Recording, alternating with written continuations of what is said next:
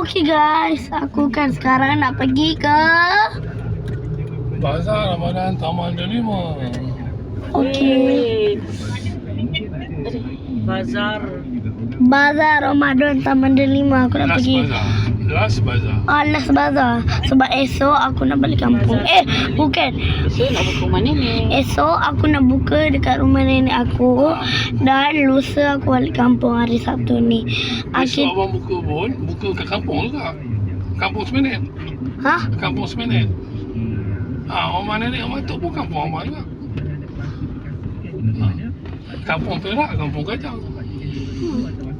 Kampung Melabi dekat Kajang. Kampung Melawi kat Perak. Ha?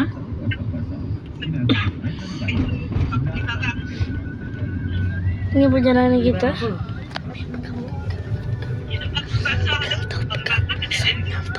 Ha?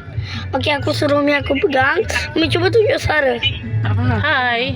Tu suruh Umi aku. Cuba tunjuk suara be. Kenapa dengan barang masak? Kuat sikit. Hai. Tu suara be aku.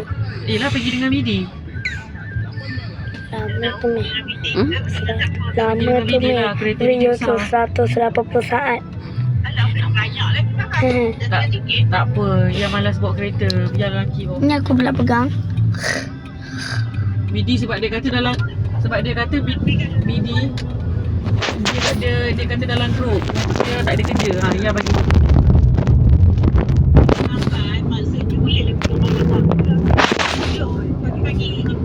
Boleh naik kereta Midi juga.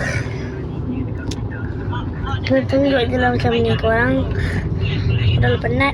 Ataupun kita ambil bulu. Lepas tu kita pergi je lah terus beli barang. Okey, itu perjalanan kita ke Bazar Ramadan Taman Delima. Sepi wangi ni. Daripada pagi tu lepas sahur tu, lepas subuh tu nampak je matahari dah terbit. Okey guys, bye. Bayang pergi rumah mandap pula ambil